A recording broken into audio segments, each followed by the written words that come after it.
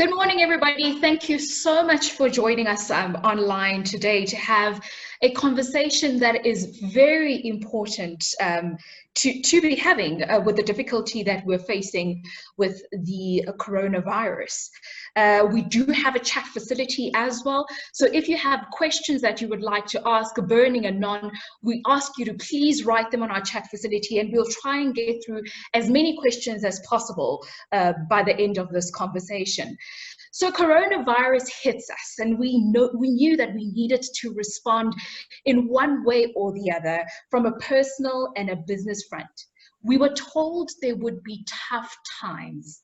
Little did we know the gravity and the magnitude of those tough times on businesses.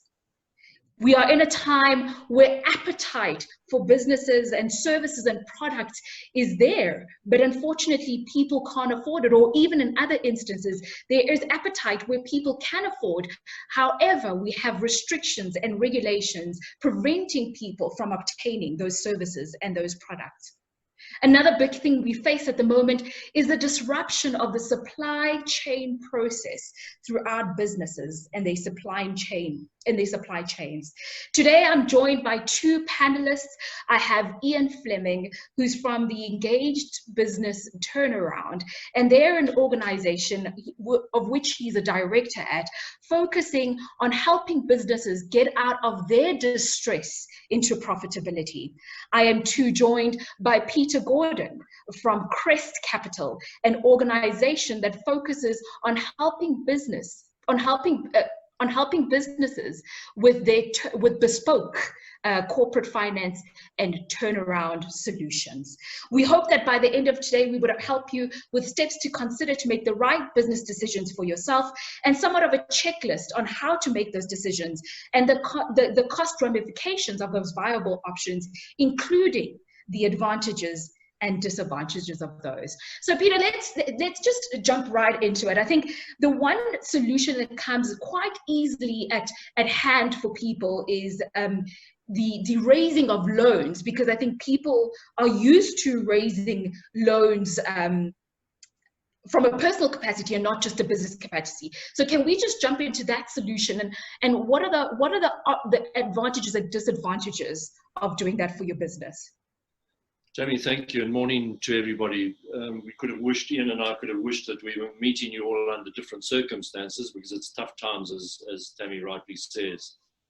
Tammy, specifically on the raising of capital at the moment is, well, let me go back a step. Last year, the raising of capital was extremely difficult, whether it was loans, share capital, etc. There hasn't been too much in the equity markets going on in this country for many years. Everybody's been hanging on to their cash, rightly so. But for the small and medium-sized businesses particularly, it's been a tough time for years. Last 10 years in this country. I'm a glass half full person, but I mean, we've got to face the reality here. What happened at the back end of last year, and we're suffering from now, is your classic black swan entering the room. For companies to go and raise capital at the moment, whether it's in the equity markets or the banking sector, is extremely difficult. It's more difficult than it was before, obviously. The banks are running a bit scared. We do advise, we do help companies raise debt and capital, but it's not a great time to be doing it. I think these other things that are a priority at the moment, but clearly one of the challenges that we face at the moment, and I'm going to say it over and over on this webinar, is cash was king before.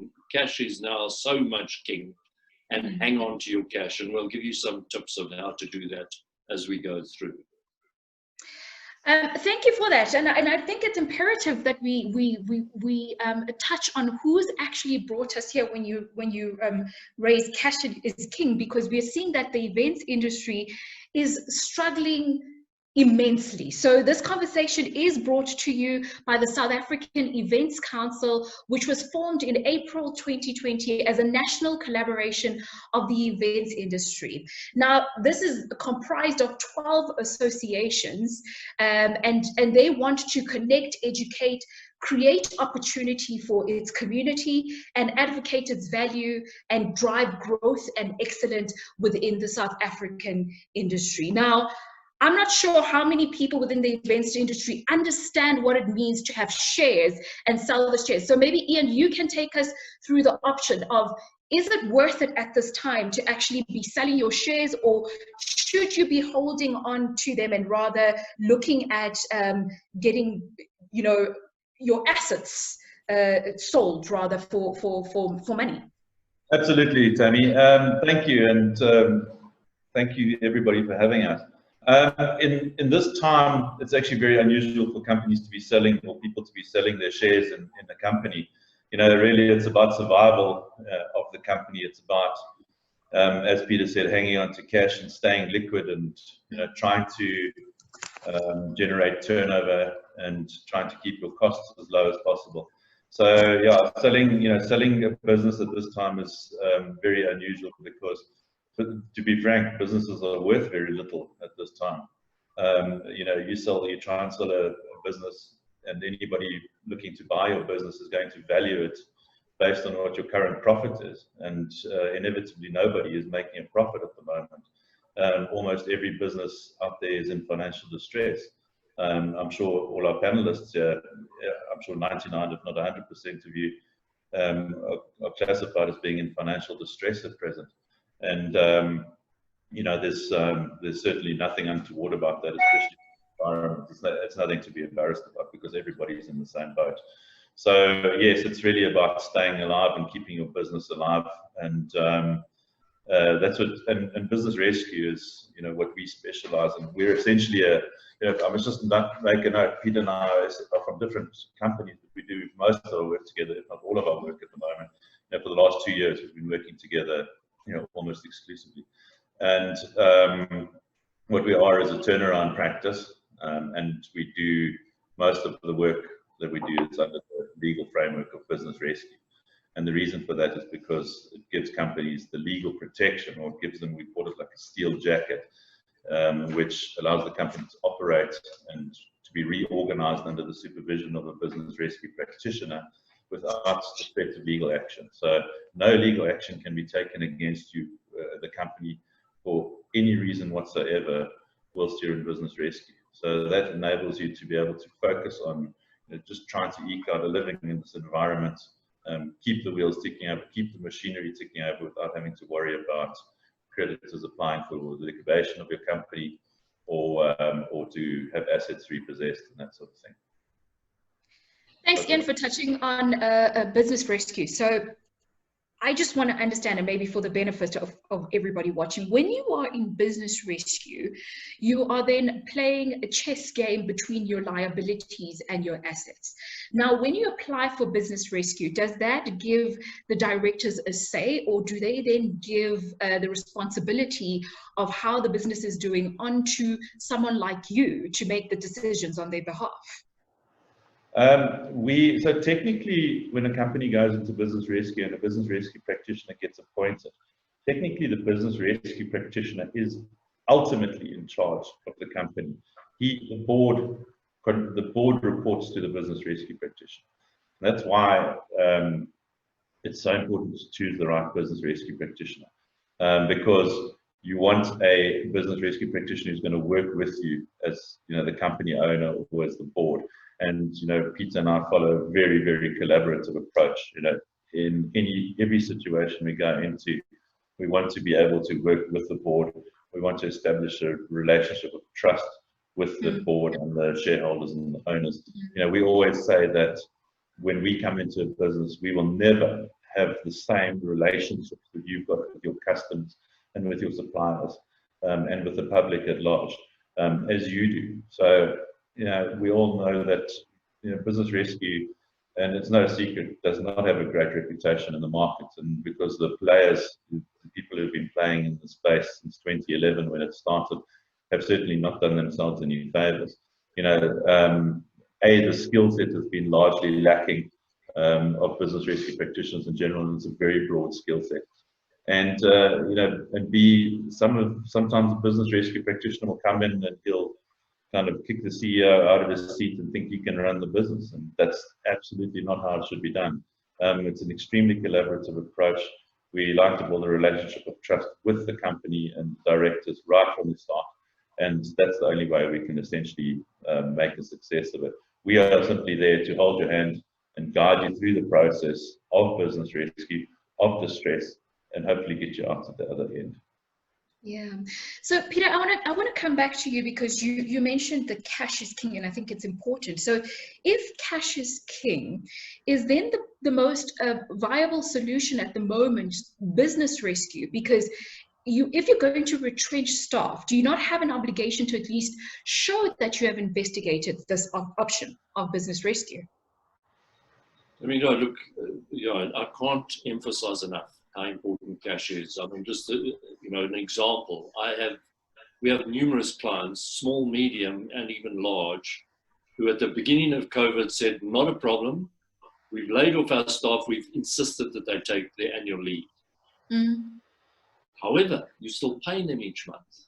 Now, I'm not advocating that we just tell staff that we're not paying them. Absolutely not. But why continue paying them their full salary? The company that turned around and said, "Guys, the turnover disappeared." A restaurant, a events company, anybody in the hospitality industry. Our business has disappeared overnight.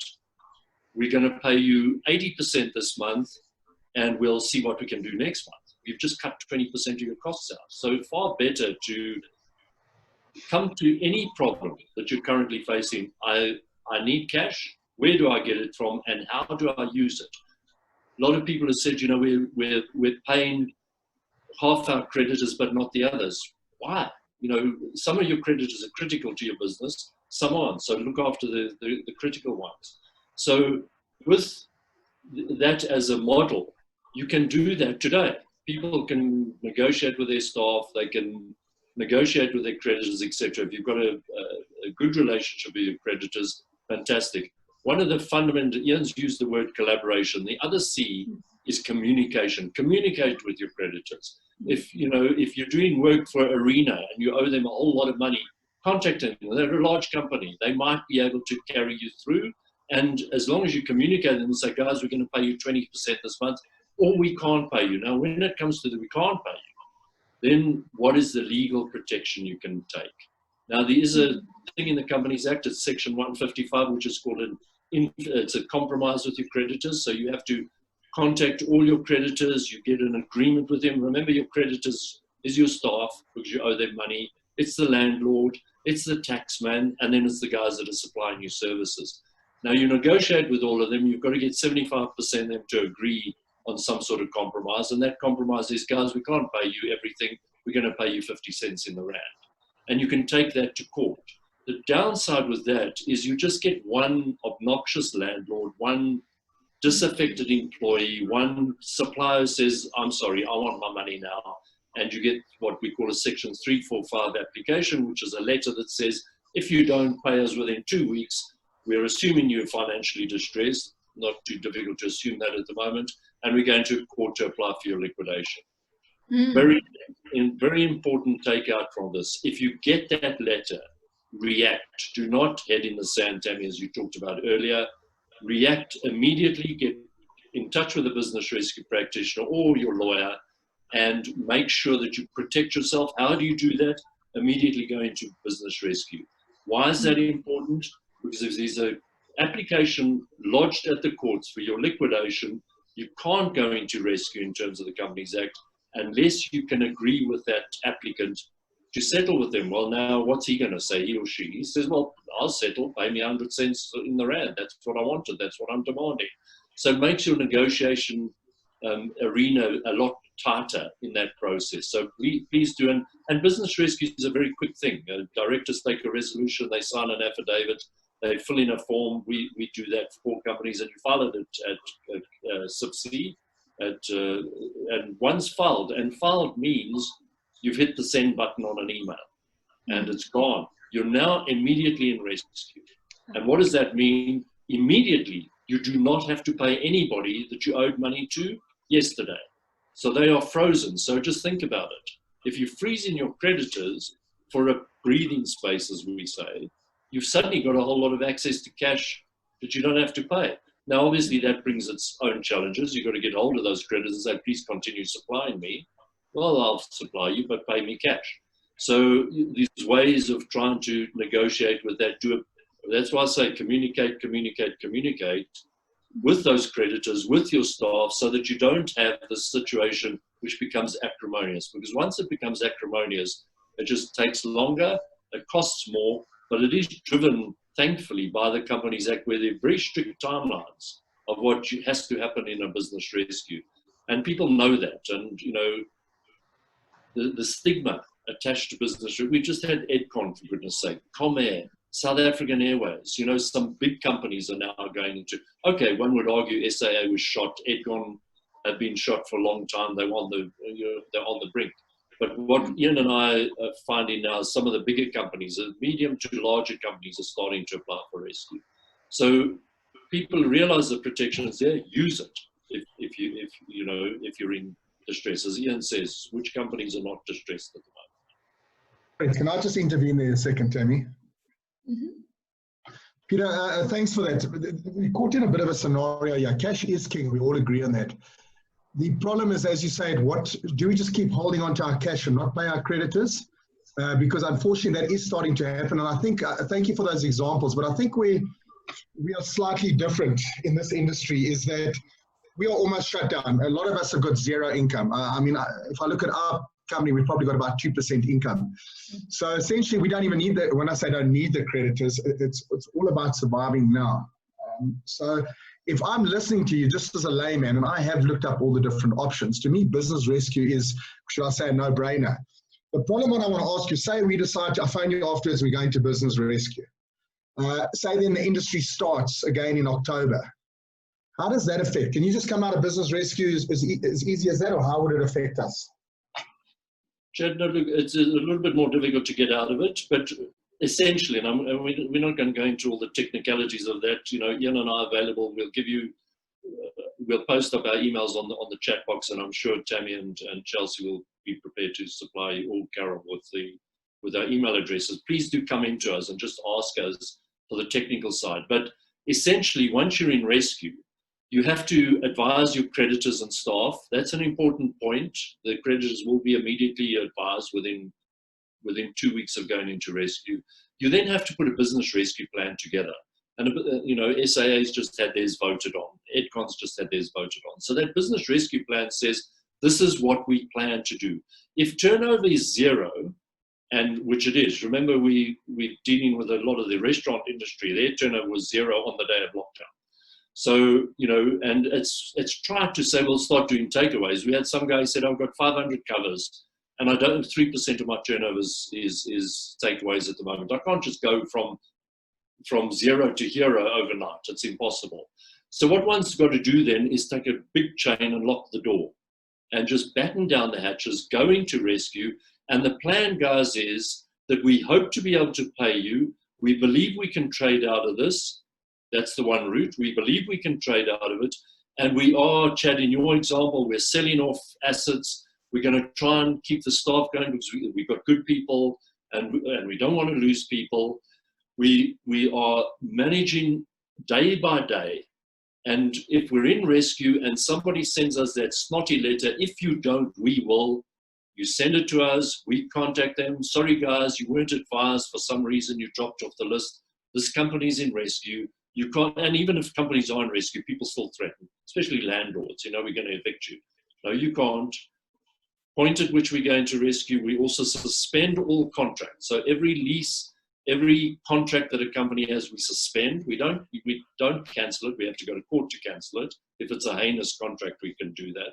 But we suspend it, and then we get hold of the landlord. And Ian and I always make this comment.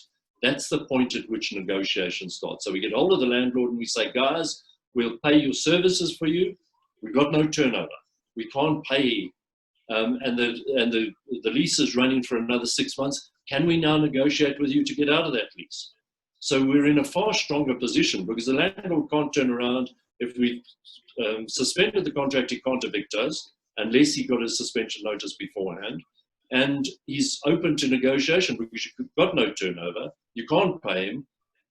Unfortunately for the landlord, he's also now faced with the predicament of finding another tenant. Not a great time to find a tenant, but there are possibilities. So, Chad, yes, it's a matter of, yes, cash is king, but if you've got something to sell and it's not critical to the business, sell it. But hang on to the cash. Don't sell it and then say, okay, now the cash can be used for. Be very cautious of where that cash goes. It's going to essential things, and it's a mind shift. I was looking for customers and trading. Now I'm battening down the hatches. So how do I keep my head above water? Well, I pay what is essential to keep the water level down, and I hang on to the cash that I've got. The other point there is with banks. If we've shut down the banks and you're in rescue, the banks can't exercise anything under the banks. They can say, well, we're not, you've got an overdraft of 50,000 Rand and you've already spent 30. I'm not going to give you access to the other 20,000. And if we do need access to the cash, then obviously we're in negotiations with the banks as well. Exactly the same as the landlord, exactly the same as any other critical supplier. If you're saying I don't need any of my suppliers, then they're frozen in rescue. So, Chad, in your case, it sounds that it is a bit of a no-brainer, but a lot of people who are still trying to trade will not want to necessarily, disaffect all their creditors. So they are going to try and make a plan with their creditors. Hopefully that's answered the question. Peter, you touched on something there. You said you can then, once you go into business rescue, you can then start the negotiating with the various players. Is there a time frame to that? You say you've got a year of a negotiating period. What are the time frames that we're looking at? Because nobody knows when coronavirus is going to end and what's going to happen. I mean, look, the time frame laid down in the Act. Once a company is in rescue, the directors then have to appoint a practitioner within a number of days. The practitioner then has to have a meeting with staff and another meeting with creditors within 10 days. So that's all time driven. And then 25 days, he's got to file a business rescue plan, he or she. Now, if the plan's not filed, because we don't know yet, we're in negotiation, we can ask for an extension. Remember, one of the important things is once you're in rescue, the creditors have a say in the process of what happens. They've got to vote on the plan. No point in putting a plan in front of the creditors, which all of them are going to disagree with. So you try and come up with a plan that is going to make sense to the creditors. You need 75% of those who are voting to say yes. So you identify those guys. You identify the bigger creditors. Often that's the banks. We work very closely with the banks, so they're not normally a problem. But you might have a disaffected creditor who will then take control of the process, which you don't want because that's not necessarily in the best interest of everybody. So if you don't meet that 25-day deadline, you then apply for an extension. 50% plus one of the creditors are going to agree to that. I'm doing a rescue of a massive property that went into rescue in a rural area of South Africa in 2015. And I'm we've covered most of it, but I'm trying to sell the last remaining property, and I've got some preference shareholders I have to pay. I was on the verge of selling it at the beginning of the year. Deeds office was closed for a period, so it's been delayed. I'll probably take that out of rescue at the end of this year. It's not an ideal situation. It's been going on for 5 years, but every creditor got paid 100 cents in the rand. So, if you can see that. Now, it's a fine balancing. If I am going to try and eke this out, will I have a better position? Because we've got to say at every point of the way that during the rescue, that we still firmly believe that we can pay creditors more in rescue than in liquidation. And if we can't get to that, then liquidation is the answer. And indeed, we've had some people come to us and say, look, is rescue? And really, honestly, no, liquidation is the best answer. It's an expensive process to go into rescue, into business rescue, and it's an expensive process to go into liquidation. So often you're trying to just weigh up the pros and cons. Ian and I do have a founding principle, though. We will not charge more than the company can afford to go into rescue. That's just, excuse my language, is bloody daft. To put a company in rescue and then we make sure it gets even worse off. So what we'll often do is say, look, guys, we can see some assets we can sell.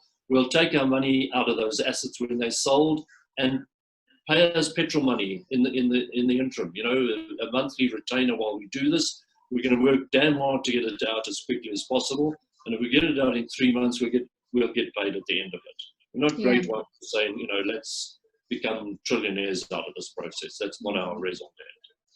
Ian, can I just jump to you on the liquidation process? So there's two sides to liquidation. It's either the voluntary or where your creditors actually take you for forced liquidation. Now, when it comes to creditors taking you, and I think, Peter, you touched on section 345, if a creditor applies, do they need to be a certain percentage of your turnover, or you could have a tiny little creditor applying and then all of a sudden you're forced into liquidation if you can't pay that money?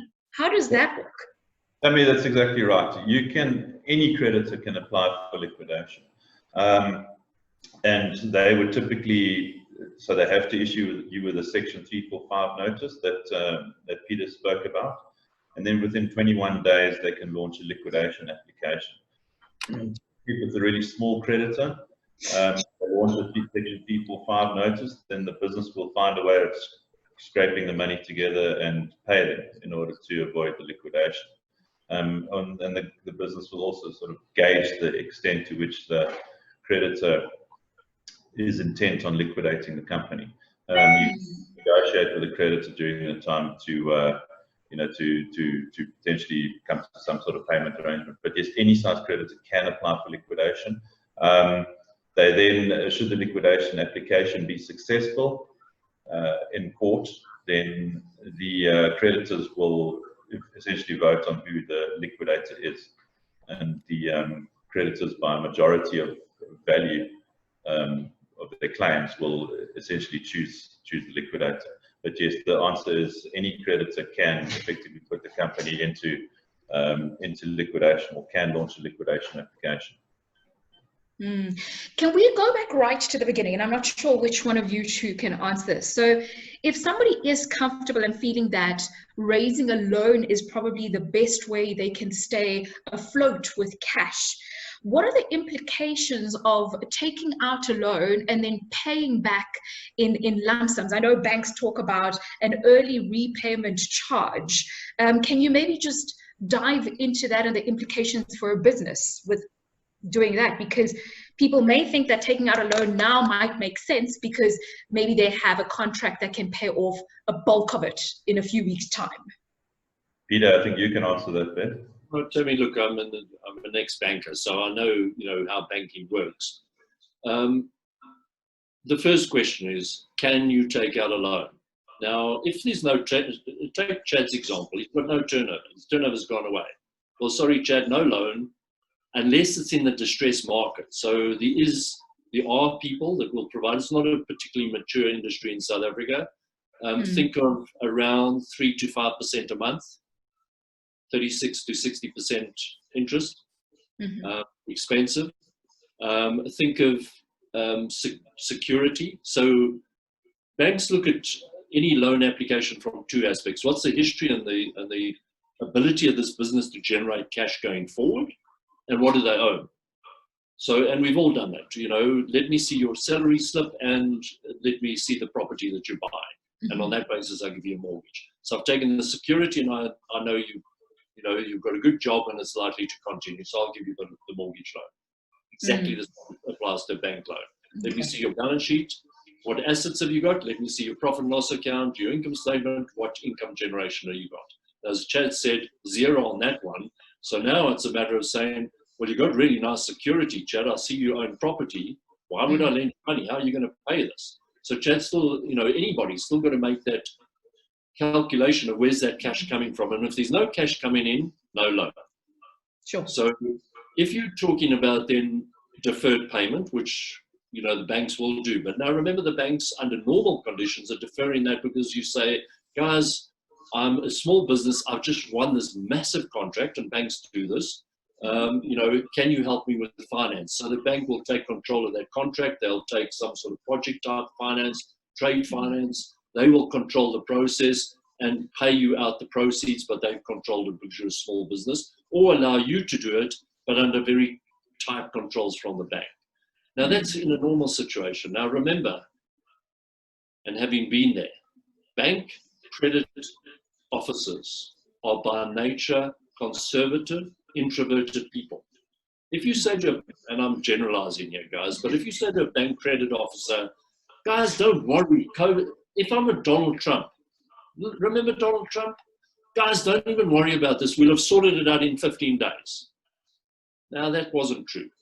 And, you know, doomsday stuff, we could be facing challenges to this industry for the next 2 years. Certainly the economy's got a challenge of 2 to 3 years, if we're lucky. The lockdown and COVID, we're hoping, you know, we're going to peak August, September. We're hoping we're going to be seeing more light in 2021. So just any assumptions you make, add another 6 months on. But now put that in the head of a conservative, introverted bank credit officer. It's never going to come right. This will never be sorted out. So to get new money out of the bank with a bullet payment is almost impossible. However, two businesses, one's doing okay. It's not affected by this, the other's collapsing. Can you offer cross sureties from that business? But be very careful of this, because don't take the good and tarnish it with the bad. Next thing now, you've got two bad businesses. Rather say, is this really something I can cut off without affecting that business, get rid of it, and I've got a business that can continue. For the smaller guys on this webinar, you know, if you're a 2, 3, or even a one-man show, in square brackets there, just remember only companies and close corporations can apply for business rescue. Sole trader partnership, you're not offered any protection out of the Companies Act. So just bear that in mind. So now you're a small company and you're a two-man show. I don't know, you're providing floral arrangements to the exhibition industry. Fantastic business, doing well. Okay, and that's disappeared. Who else can I provide floral arrangements to? Or, and I think this is what we're going to see more and more of, how can I collaborate? Another C for you. Who can I collaborate with here? Some alliance, so that I'm not taking all my profits if I get profits. What I'm after is sales. So how can I share my profits with somebody else who can do something else for me? I was speaking to somebody this morning that they've got a fleet of small panel vans, and they're in the exhibitions industry. And they said, we've contacted all our network and we're offering a little courier service for people from here to Pretoria, local. So new business. Now, one of the important things of going into a new business, there's two questions to ask. Do I have the skills, or can I acquire them? Or do I have the network? If the answer to both of those is no, then go into the business with the knowledge that you're going into a new business. And then ask yourself a question, under the current economic environment and with COVID over us, would you enter a new business? I can tell you now, if the answer is not no, then there's that 1% that's, I don't know, there's a miracle happening. So do not go into new businesses. But what you guys are good, because you're in the marketing industry, you have large networks, please, please, please hang on to those networks, work them as much as you can. Even if, you know, in an example where you've had to shut down, keep your networks going, keep the brand alive. And even if you're not getting money from it, target your customers regularly with information, ideas, whatever, you know, it's your industry. And then look for those, I mean, we talked about selling shares, look for those merger opportunities. You know, who are the 5 small businesses? You know, as Chad made the statement, he's not sure whether, you know, if it all comes right in January next year, suddenly he might be short of assets. Well, see who's the guy that, you know, is battling because he's leasing out assets. Do a sale of your assets to that guy, but collaborate with him so that you can use them going forward. You know, he might have cash. Look for the people that have got cash, and if people haven't got huge amounts of cash, collaborate and try and get some consolidation. There has to be consolidation in this industry as a result of COVID. Ian, I do have a clarifying question for you on liquidation, but before we go into that clarifying question, please may I encourage all attendees to post their questions on the chat facility we have. We will be going into a Q&A session quite shortly, so please make sure that you ask us as many questions as you'd like, and we will endeavor to answer all of them. Just going back on liquidation, Ian, if your creditors then decides to apply for liquidation process for you, are you still able to then as a business apply for business rescue if it hasn't gone to court yet? That's a very good question. And the answer is that once a liquidation application has been launched, in other words, once you've been served with court papers for a liquidation application, then you cannot go into voluntary business rescue. Now, 99% of business rescues are voluntary by the company. The board of directors or the owner of the company decides to put the company into business rescue. As Peter explained, very, very simple process to place it in business rescue. It's a resolution, it's an affidavit, it's one of two forms, and you scan it and you email it through to CIPC, and then it's in business rescue. That is the process of going to business rescue voluntarily. The other 1% of business rescues are court applications for business rescue. Quite a famous one in point is the SA Express business rescue was a court application by a creditor to put it into business rescue. And as we all know, that didn't work out very well for SA Express. But so there is the option, once you've had a liquidation application, you can then make a court application to put it into business rescue. And that court application essentially suspends the liquidation process. So the liquidation process, a liquidation application, if successful, the liquidation process is seen to have commenced on the day that the liquidation application was launched. So a business rescue application, court application, can be launched at any stage after that. And the moment it is launched, it suspends the liquidation application until it's heard in court. Obviously, if it's heard in court, then the business rescue proceeds, and successful in court, then the business rescue proceeds under the nominated practitioner. If it's unsuccessful in court, then the company goes and carries on with liquidation. So, as Peter was saying, if you get a Section 345 letter, which is the letter warning you that if you don't pay, then you're going to go into, they're going to apply for liquidation. It's very, very important that you act, because once you've received the Section 345 letter, you can still put it into voluntary business rescue. Once a liquidation application has been launched, you can no longer put it into voluntary business rescue. And then it becomes extremely expensive, you know, to go to court, to defend and to oppose the liquidation application and to launch a business rescue application and so on. Whereas the cost of putting it into voluntary business rescue is almost nothing. Yeah, we do have a question that's come in, and it really goes back to, Peter, the stigma that you were talking about when it comes to business rescue. So if you apply for business rescue, does this then affect your credit profile as a business? I mean, look, it's an interesting question, because a year ago, I would have said it's a stigma.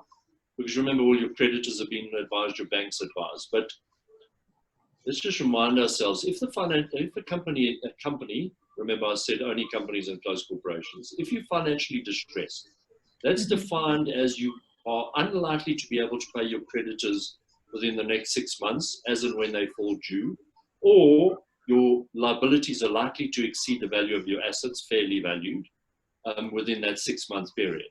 If that is in existence, in terms of the Companies Act, a board of directors has to discuss it, and they've got two options. They either apply to go into business rescue, and we're dealing with the most daft piece of legislation I've ever read. If you decide we're not going into rescue, you've got to advise all your creditors, we are financially distressed, but we've decided not to go into rescue.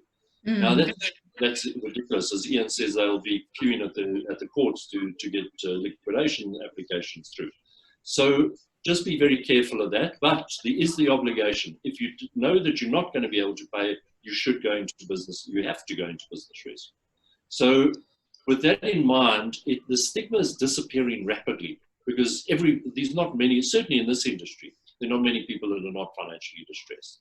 So the stigma, your creditors will know, but it actually can work the other way. We've had cases with banks saying to us, thank goodness, because we were battling to get information out of this company, we'll work with you. We've negotiated increases in facilities. We've negotiated deals with creditors.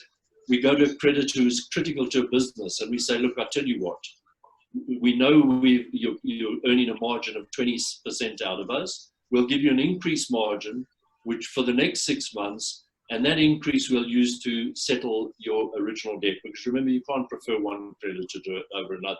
But if a creditor is essential to you, you can make a separate deal with them. So we negotiate. And people are generally, and we've certainly found this with landlords at the moment, they are very willing to come up with a solution. So they are working with, so that stigma is not as great as it was before. When you go into business rescue, anybody searches on your company at Companies House, at SIPC, it will say in business rescue. You also just, another take home, if you've got a website and you're in business rescue, you should say on the website, not should, you must say, we're in business rescue, and you should put a notice up at the offices. Beyond that, if I'm dealing with an exhibition business and I employ your services, you don't have to walk in and say, oh, by the way, we're in business rescue. You do not have to tell your customers. Unless, an important point here, they pay you a deposit. Because, of course, as soon as they pay you a deposit, they become a creditor. And if you're in rescue, that deposit is treated as what we call post-commencement finance. It has to be paid before those old creditors can be paid. So you have to pay your post-commencement creditors first.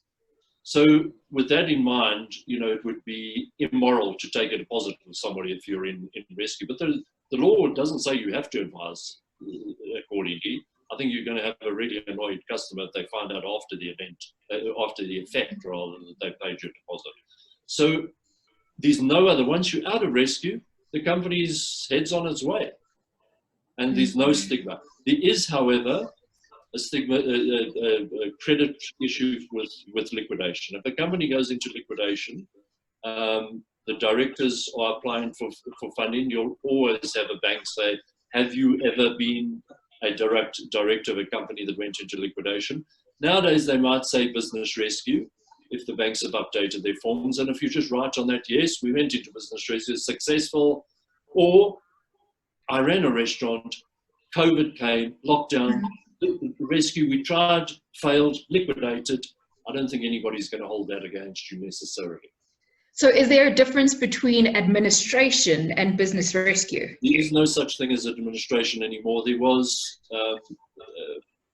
judicial management, which people used to loosely call administration under the old Companies Act and Policy Act.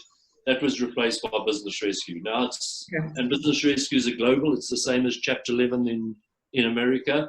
However, north of us, so in Botswana, in Zimbabwe, in Zambia, not sure about Mozambique, but most of SADC still have administration. None of the African countries north of us have business rescue.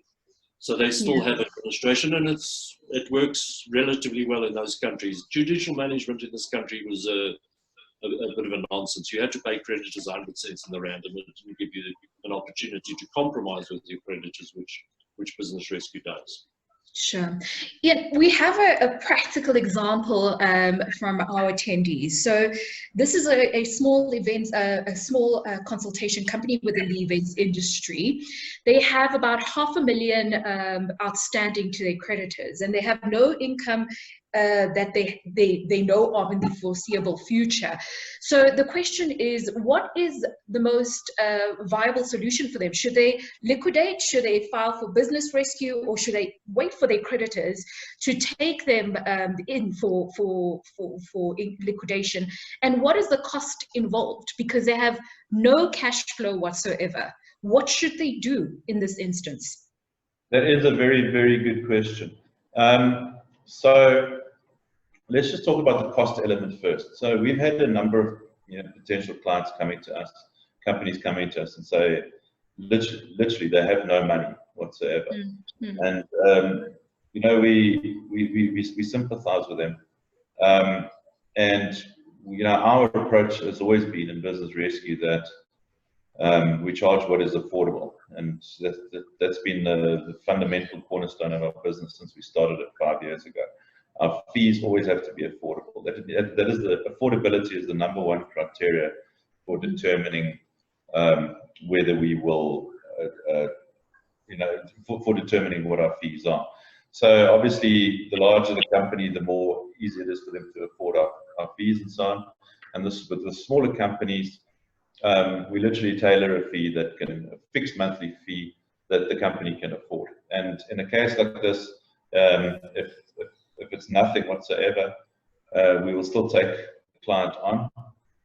We will still assist them. We will put it into the business rescue process, and we will tailor what we call a contingency fee or a success fee. Once the company starts generating income again, then they can start paying our fees. And when they start generating income again, our fee will be affordable. It'll be, sometimes we spread it over some time. We can spread it over a year or two, so that it's a small amount that gets paid to us every month, in exchange for our services. Back to the question, your liquidation is a very final, event. Once you've liquidated your company, it's no longer there.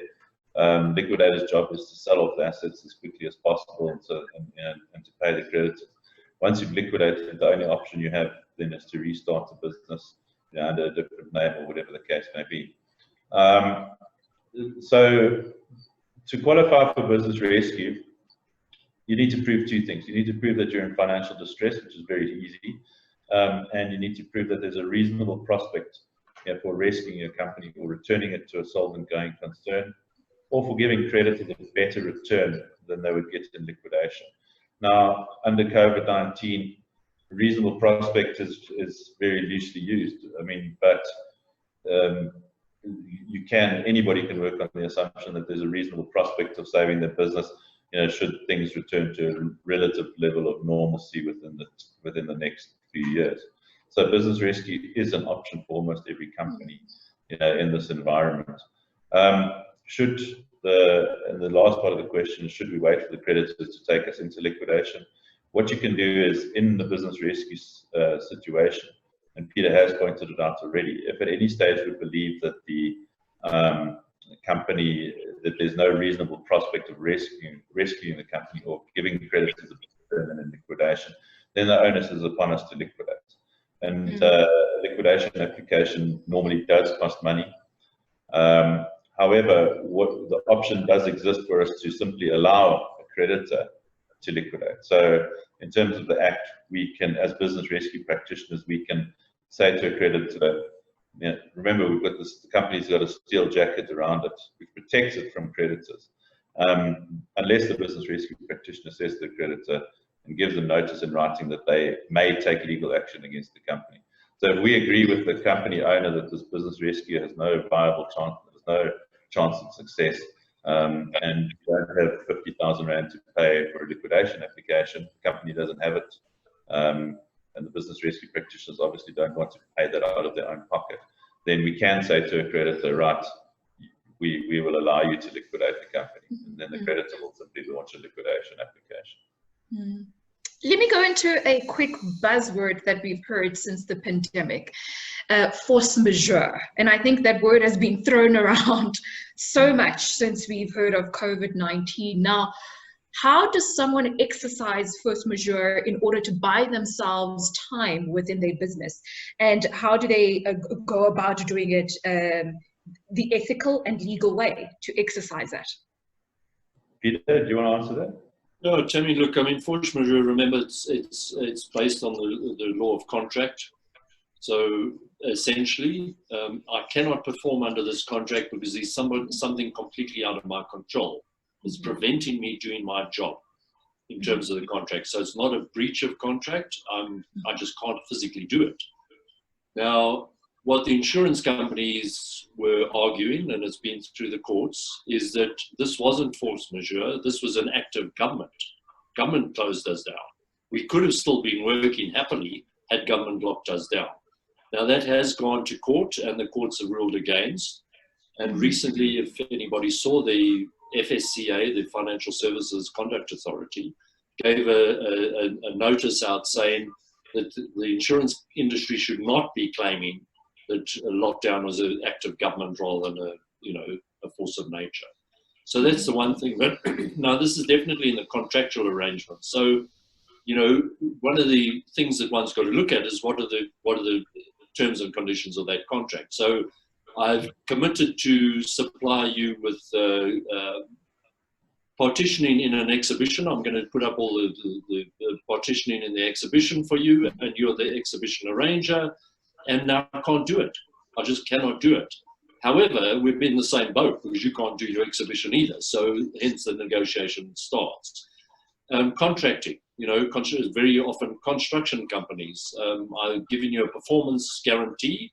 I'd like to call up on the guarantee. Well, I couldn't get onto site. I was prevented from getting to site. Different story if I just decide that I'm not going to go to site because I'm concerned about my staff and I don't want them to pick up this virus. That's a different thing. That's my decision. So, but it is in the contractual arena, and one would have to seek legal advice on the day. But the courts are erring in favor of the insured rather than the insurer. I think, you know, from an economic point of view, the 2007 collapse in America was mainly driven by the fact that the American insurance group, AIG, filed for bankruptcy.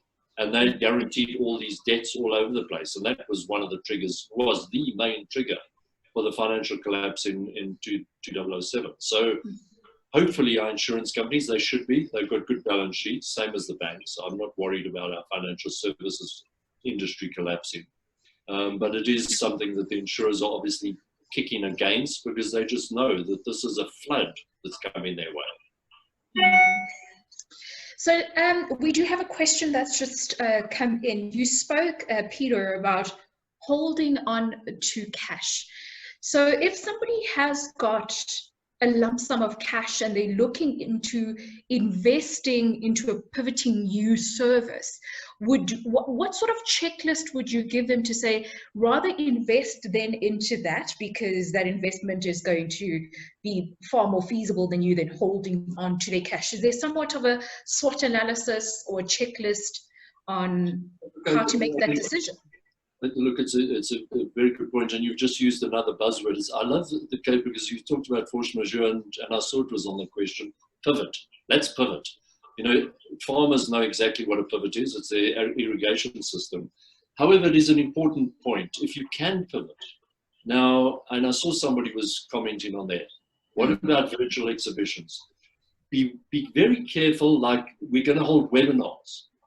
People are not paying for webinars at the moment, firstly. Second rule is if you're going to do, you know, Ian and I have attended enough courses on how to present. So if you're going to do it, you know, the sort of thing, well, here I am and I'm trying to look at it. It looks terrible. So please get your staff, if they're trying to sell a professional service, get them to get used to this strange thing of sitting whilst presenting. I mean, we're normally standing up and, you know, you try and control the stage. And certainly in exhibitions, this is a classic.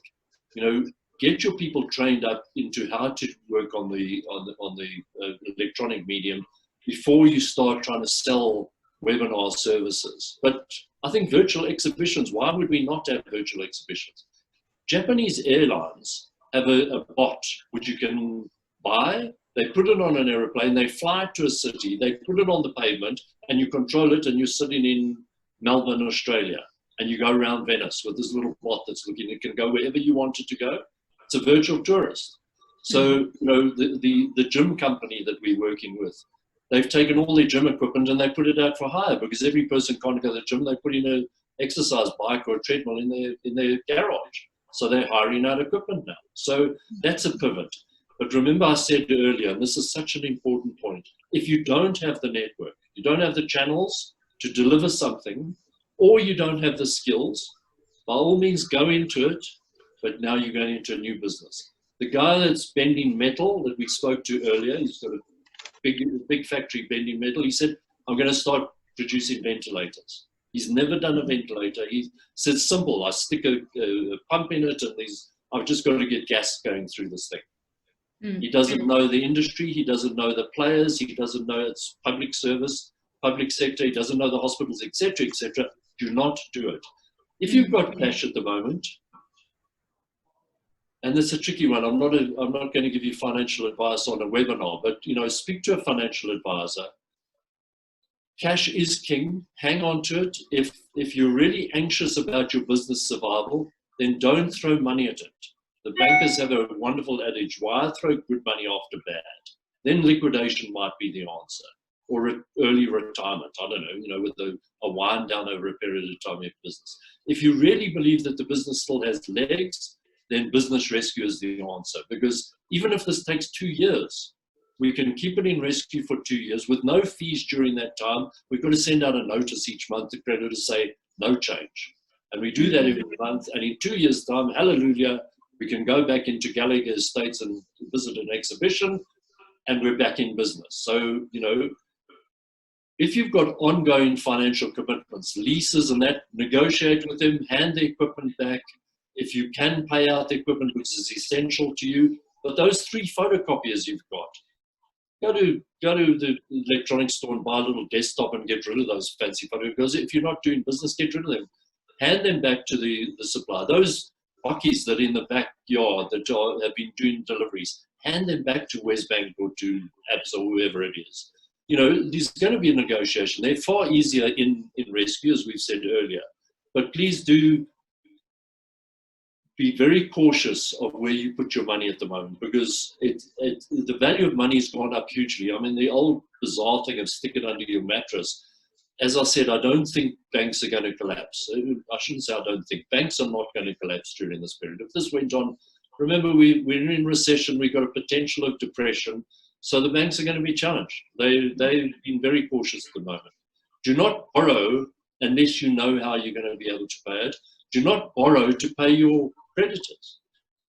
Because go into rescue and go into liquidation, guys. And you say, sorry, guys, I tried my hardest. Look after the people that are close to you. If you're going to revive this phoenix out of the ashes after liquidation, as Ian said, you can even do a name switch. I'm called Crest Capital. I can suddenly change it to ABC.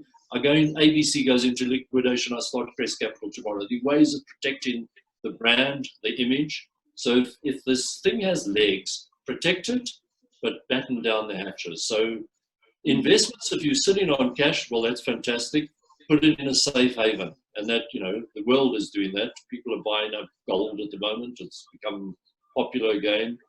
If you still think that the American economy is okay, people are buying up dollars. So, you know, there are assets that I was talking to an art dealer the other day. Art's become very popular, but I'm talking about quality art now. High value items, buy art if you've got, you know. So, but don't throw it in because you're hoping tomorrow. As I said, if you're hoping it's going to be fine tomorrow, assume it's not going to be fine for the next 365 days. Yeah. And put that into the equation. I thank you for that. I think this was a much needed conversation, and it takes away, you know, from the normal catchphrase of borrow more, save more that we are often told. Ian, if we could just have closing remarks from you. I know you have shared your email address on the chat facility, but I'm not sure if everybody has access to the chat facility. So can you also just give your contact details and how people can reach out to you? Yes, certainly. Thanks, and thank you very much for having us. It's been a real pleasure to be on here and to assist, hopefully assist everybody who's been watching. Our contact details, Peter G at crestcapital.co.za, and my own details are Ian, IAN, at engagedbt.co.za. I just want to point out that we're certainly not using this as a platform to advertise our services or to market our services. As you would see earlier, I actually stated that we would offer to assist people to do business rescue for free, essentially, you know, until they can afford it. And yeah, that's certainly not marketing our services. That's simply offering to assist people. So just in case there was any confusion around that. Any closing remarks from you, Peter? No, guys, thank you and good luck. I mean, I know a lot of people in this industry. I know a lot about the outdoor stuff, the exhibition, the events. I've got a lot of friends that are in the industry. One of the huge advantages you have, you all know each other. You're perfect networkers. You know, the engineer running a huge factory, he hasn't got a network. He's got his customers. But by default, you guys know how to network. And please hang on to those networks. Get hold of them, chase, you know, the guys that are in the industry, whether they're in the media or in the events, and just see if there's opportunities there, because you never know. And just, there's no such thing, as we all know, speak to any marketing person, there's no such thing as a new idea. but find out how you can panel beat a few ideas. It's collaboration, it's consolidation, it's using assets for a different use that you never thought you'd turn the bakkie into a courier service rather than delivering your flowers, whatever. But, you know, think out the box. And look, we do strategy for companies as well. So I'm happy to, Ian and I are both happy to have a bit of a brain dump with you on, you know, what the alternatives are. But you're creative. Most of you are very creative, so you'll know what the other opportunities are. Well, a big thank you to SA Events Council for allowing us this opportunity to be able to share such valuable information with you. And mostly thank you to all the attendees for joining us online. Until we see you at the next chat. Goodbye. Bye-bye.